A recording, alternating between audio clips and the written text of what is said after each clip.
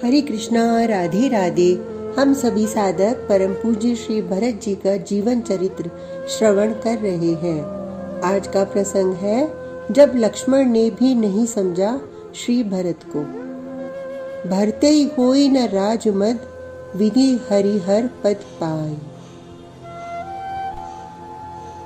प्रेम करना कोई बड़ी बात नहीं है, पर उस प्रेम को निभाना, इसे जो निभाया जाएगा प्रेम को, वही है सच्चा प्रेमी।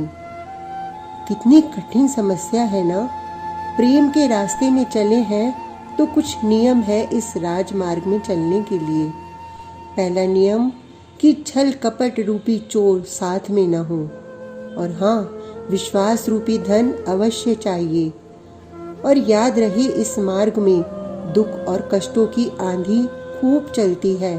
प्रतिकूलता के गर्म थपेड़े सहने पड़ते हैं, और तो और अपने ही लोग, अपने खास लोग ही अपने प्रतिकूल खड़े हो जाते हैं। इसको सहना पड़ेगा। इनसे जो घबरा गया वो प्रेम के मार्ग का प्रतीक कहलाने का अधिकारी ही नहीं है। अजी सांसें फूल जाती हैं, जी घबराने लगता है। पर कुछ भी हो, अब तो प्रेम को निभाना ही है। पर सावधान, प्रेम के निभाने में शरीर तक की बाजी लगानी पड़ती है। शरीर रहे या जाए, इसकी कोई परवाह नहीं। कोई परवाह नहीं कि मन भी हाथ से छूट जाए, दिल भी जख्मी हो जाए तो कोई परवाह नहीं। सिर भी हंसते हंसते प्रेम देवता के चरणों में चढ़ा दिया जाएगा। पर अब तो निभाना ही है। प्रेम जैसा शूरवीर कौन हुआ है आज तक।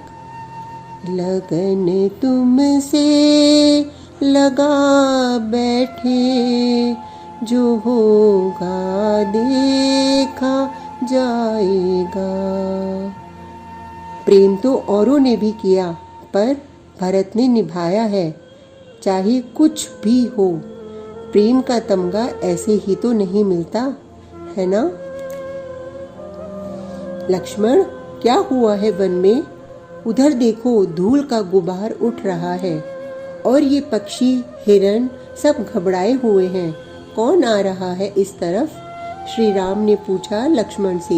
यह क्षेत्र तो अत्रि ऋषि का माना जाता है ना, और उन महान ऋषि अत्रि ने इस वन में अपना नियम लगा दिया है कि कोई भी मनुष्य इस वन में आखेट नहीं करेगा, चाहे कोई राजा हो या कोई और। ये क्षेत्र पशु पक्षियों के लिए अभयारण्य है। फिर यहाँ आज कौन घोड़े और रथ लेकर आया है? प्रभु श्री राम ने लक्ष्मण से पूछा। लक्ष्मण ने तुरंत अपने धनुष को संभाला, उसमें बाण लगाया और एक हाथ से उस विशाल वट को पकड़ते हुए उसकी चोटी में जा पहुंचे थे। प्रभु, शीघ्र आप कुटिया में जाइए, भाभी माँ को लेकर जाइए, शीघ्र जाइए प्रभु। लक्ष्मण चिल्ला उठे। कोई राजा आक्रमण करने आ रहा है, लक्ष्मण ने कहा। लक्ष्मण की आवाज पूरे चित्रकूट के वन और पर्वतों में गूंज गई थी। चू ची की आवाज करते हुए सारे पक्षी सीता जी के इर्द गिर्द ही मंडराने लगे थे। हिरणों का झुंड भागते हुए आ गया था। बंदर अज्ञात भय से भयभीत थे। ऋषि मुनि अपनी कंदराओं से बाहर आकर देख रहे थे। तभी एकाएक लक्ष्मण की आवाज फिर सुनाई दी। ओ, भरत आ रहा है सेना लेकर। ओ, क्या सच? भरत आ रहा है? श्री राम आनंदित हो गए। सीता, भरत आ रहा है, ये भरत है। पर लक्ष्मण, तुम ऐसे कैसे बोल सकते हो? मर्यादा भूल गए क्या? तुम्हारा बड़ा भाई है भरत, तुम सीधे भरत कह के संबोधन कर रहे हो।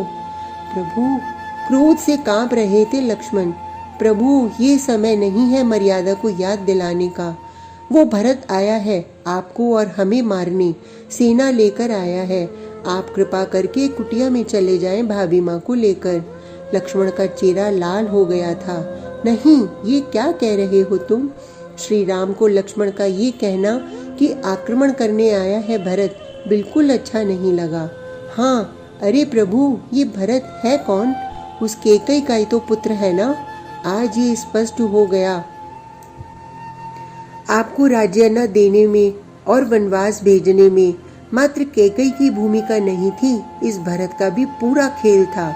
अब मैं समझ गया। पूरी सेना लेकर आया है, अयोध्या की सेना आई है। राजमद हो गया है भरत को। लक्ष्मण ने कहा, अयोध्या की सत्ता जो मिल गई है ना उसे। पर कोई बात नहीं, उस भरत को ये नहीं पता होगा कि आपके साथ ये लक्ष्मण भी है। माँ सुमित्रा का दूध मेरे खून में है। मर जाऊंगा पर मारकर ही मरूंगा। क्रोध में लक्ष्मण हंसते हैं। कैकेयी के खून ने अपना असर दिखा दिया। हाथ में धनुष बाण लेकर खड़े हैं लक्ष्मण। आज मैं उन सारी शस्त्र विद्याओं का उपयोग करूंगा जो मुझे ऋषि कौशिक ने दी थी। श्री राम लक्ष्मण की बातें सुनकर चिंतित से हो गए। नहीं लक्ष्मण, बिना मेरी आज्ञा के तुम बाण नहीं चलाओगे। प्रभु, आज या ये कैकेयी का सुत रहेगा या ये सुमित्रा का बेटा। दो टूक कह दिया था लक्ष्मण ने। प्रभु, ये क्या अयोध्या से हजारों की संख्या में सेना आई है। कोल, किरात, भीलों के मुखिया आज श्री राम के पास दौड़े दौड़े आए थे। श्री रघुनाथ जी कुछ बोले, उसके पहले ही मुखिया ने कह दिया, अब कुछ भी हो, कैकेयी सुत भरत का ही सब किया लगता है। प्रभु, हमने तो ये जीवन आपको ही सौंप दिया है और ये तो हमारा परम सौभाग्य होगा कि आपके लिए हम लोग मरेंगे, हम लड़कर मरेंगे। क्योंकि इतनी बड़ी सेना से हम जीत तो नहीं सकते, पर सेना को रोकने के लिए हम मर जाएंगे। आप सुरक्षित निकल जाइएगा प्रभु, मुखिया ने कहा। पर एक बात हमें बड़ी चिंतित कर रही है। भीलों के मुखिया का चिंतित होना स्वाभाविक था। कारण, कौन सी बात चिंतित कर रही है आपको? श्री राम ने ही पूछा। हमारे राजा निषाद राज जी भरत के साथ क्यों आ रहे हैं और मित्रवत हैं उनके साथ निषाद राज जी। प्रभु, सेना रुक गई है। लक्ष्मण वृक्ष से अब नीचे उतरे। देखिए, वह रही सेना। श्री राम लक्ष्मण के साथ खड़े होकर देख रहे हैं अब। ओह, ये तो हमारे पूज्य पिताजी का रथ है। उस रथ की ध्वजा देख ली थी श्री राम ने, जिसमें सूर्य का चिन्ह था।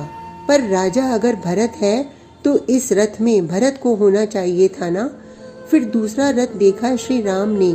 नेत्रों से अश्रु बहने लगे रघुनाथ जी के। लक्ष्मण, दूसरा रथ देखो, उस रथ में राज्याभिषेक की सामग्रियां हैं और मेरा भरत कहाँ है। चारों ओर ढूंढ रहे हैं श्री राम। वो रहा, वो रहा। श्री राम जी उछल पड़े। रथ में भी नहीं बैठा है मेरा भरत। देखो लक्ष्मण, वो नंगे पांव चल रहा है। ऐसा लग रहा है कोई तपस्वी भरत मुझसे मिलने आ रहा है। रो पड़े श्री राम। अब लक्ष्मण ने अपना सर झुका लिया। लक्ष्मण, देखो, इस पागल भरत को देखो। राज्य को ठुकराकर राज्याभिषेक की सामग्रियों को यहीं ले आया है मेरा राज्याभिषेक करने। कितना पागल है ये। अश्रुधारा बह चले श्री रघुनाथ के। लक्ष्मण, तुमने कहा भरत मारने आया है मुझे। भरत बदल गया है। भरत को राजगद्दी मिल गई तो अहंकारी हो गया है। नहीं लक्ष्मण, नहीं। मच्छर की एक फूंक से हिमालय उड़ सकता है, पर भरत को कभी राजमद नहीं हो सकता। पृथ्वी ऊपर और आकाश नीचे आ सकता है, पर भरत को राजमद नहीं हो सकता। अरे लक्ष्मण, ये अयोध्या की सत्ता क्या, भरत को विधाता की गद्दी भी मिल जाए तब भी उसे अहंकार नहीं होगा। अरे विधाता की गद्दी ही क्यों, नारायण की गद्दी मिल जाए या शंकर भगवान बना दें इस भरत को, तो भी भरत ऐसा ही रहेगा। लक्ष्मण, मुझे भरत पर भरोसा है। भरत जैसा कोई नहीं है इस जगत में। इसके जैसा निस्वार्थ प्रेम किसका हुआ आज तक। भरत, भरत, इतना कहते हुए रोने लगे थे प्रभु श्री राम। लक्ष्मण जी सिर झुकाकर खड़े रहे। उनसे बहुत भारी भूल हो गई थी।